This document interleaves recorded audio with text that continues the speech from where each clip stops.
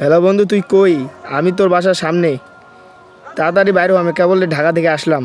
কি মামা সত্যি কইতেছস? তুই চলে আইছস? আর মামা দাঁড়া দাঁড়া, আমি একটা মিনিট খারাপ, আমি যাইতেছি, আমি বাগানে। আচ্ছা আচ্ছা, তুই বাগানে আছিস? না না না না, আসার দরকার নাই, আমি বাগানে যাচ্ছি।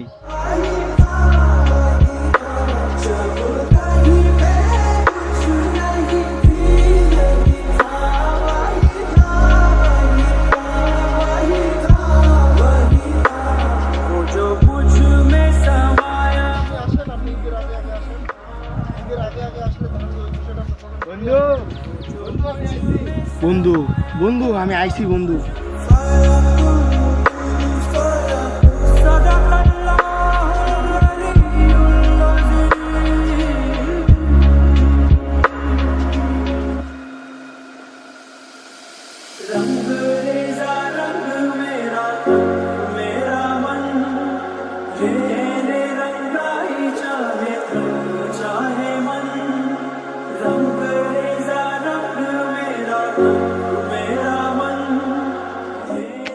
বন্ধু বন্ধু মামা, বন্ধু এতদিন পর দেখা মামা। মামা তুই আইসিস? মামা, কি আছে?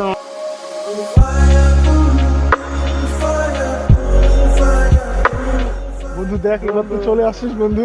ঠিক আছে, এবার দেখ আমরা এই যে কত মজা করি, এবার কত আনন্দ করি মামা। হ্যাঁ মামা, সে আনন্দ চালার, হবে। সেই। চালার ভাই তোকে এতটা মিস করছি, মানে বলে বুঝাইতে পারবো না আসলে। মামা, চ মামা তুই কি একা মিস করিস? আমি কি তোকে মিস করিনি? চ এখন চ, ঈদের মজাটা ভাই ভাগাভাগি করতে হবে। চ। বন্ধু ঈদ মোবারক। ঈদ মোবারক বন্ধু, মোবারক বন্ধু, ঈদ মোবারক।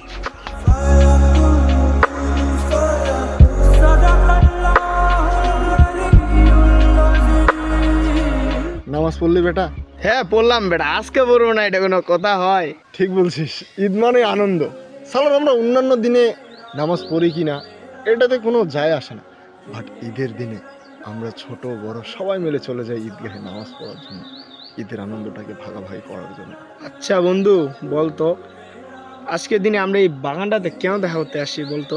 এই বাগানটাতে দেখা করতে আসার কারণ হচ্ছে, এই বাগানটাতে আমাদের শৈশব জড়িয়ে আছে। এই বাগানটাতে আমরা আমাদের শৈশবগুলো কত সুন্দর সুন্দর মুহূর্তভাবে কাটাইছি। এই জন্যই আমরা হারিয়ে যাই এই বাগানটাতে এসে, আমাদের নিজেদের শৈশবগুলোকে খুঁজে পাই পুনরায়।